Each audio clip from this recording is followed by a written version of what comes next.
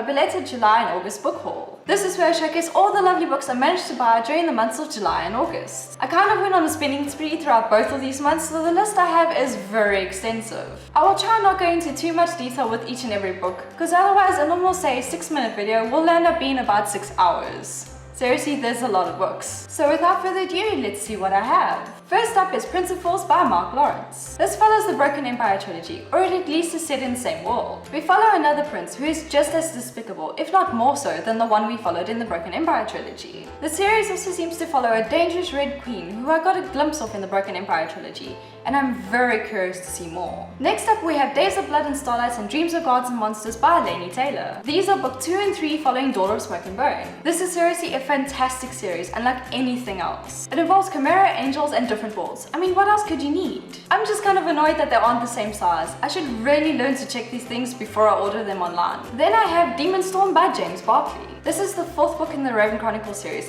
a book that I didn't even know existed. Seriously, I thought there were only 3 books, and then I saw this on the shelf in the bookstore and I was like, oh my god, really? I haven't read this yet, but I did speak about the series as a whole in my June haul, so if you want to learn more about it, go check that out. Then we have Wings of Wrath by Celia Friedman. Isn't this cover just gorgeous? This is the 2nd book in a trilogy that follows Mages. I still need to read the 1st book completely, but from the parts that I read, this is definitely a series to look out for. Then we have The Innocent Mage by Karen Miller. I might have a thing for mages. I picked this one up specifically because I actually have another book of hers, not that I've read it yet, but I'm very curious to. Plus it's about mages and magic, I mean how could I resist? Next up is The Court of Thorns and Roses by Sarah J. Maas. Loved by all, or at least 99.99999% of all. So after waiting for ages, I finally got this around the end of July and I love the premise so much. It is basically a Beauty and the Beast retelling, but the ending leaves so many possibilities to branch into, which I'm so curious to see. After that I got Kiss Me Deadly. This contains a bunch of supernatural love stories by various writers. The main reason I picked it up is because I saw Maggie Stiefvater actually wrote one of the stories and I really wanted to see her work. This was also how I discovered Becca Fitzpatrick, and that led me to my next purchase,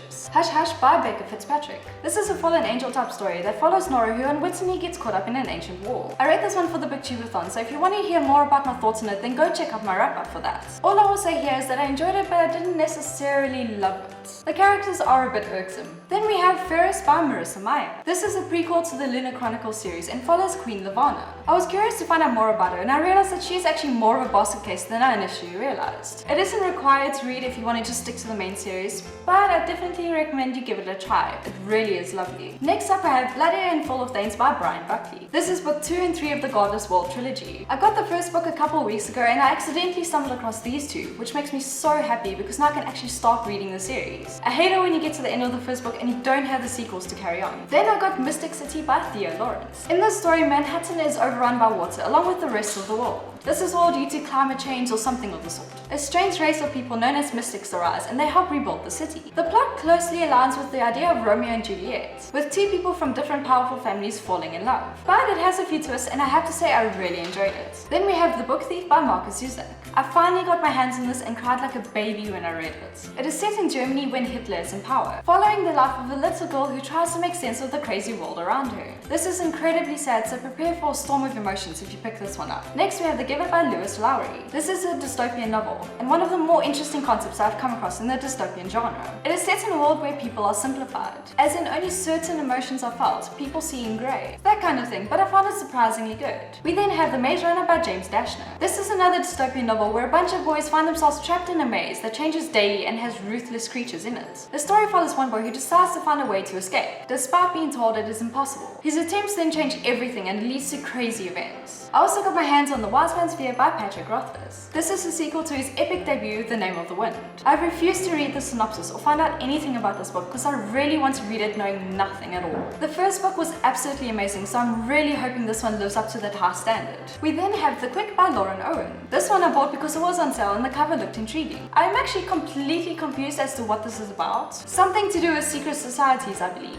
So this one should definitely turn out interesting. I then have a copy of The Reluctant Celebrity by Laurie Ellingham. A free copy of this book was given to me in exchange for an honest review. If you want to see my thoughts on it, go to my Booktubeathon wrap-up where I talk about it in detail. It is an adult romance novel and overall I really did enjoy it. I then got A Quirk of Destiny by Catherine Greenall. A free copy of this was given to me in exchange for an honest review as well, by the same publishing house as the previous book. My review of this should be up already, so if you want to hear my thoughts on it, go check that out. And finally, the last book on this list, More Than This by Patrick Ness. This one I picked up because a friend enjoys his books. I have never read anything by him before, so I'm very curious to see how this one will work out. And that brings an end to this video. I hope you enjoyed. Leave a like and subscribe if you did, and comment down below. What books have you bought recently? Until next time, bye!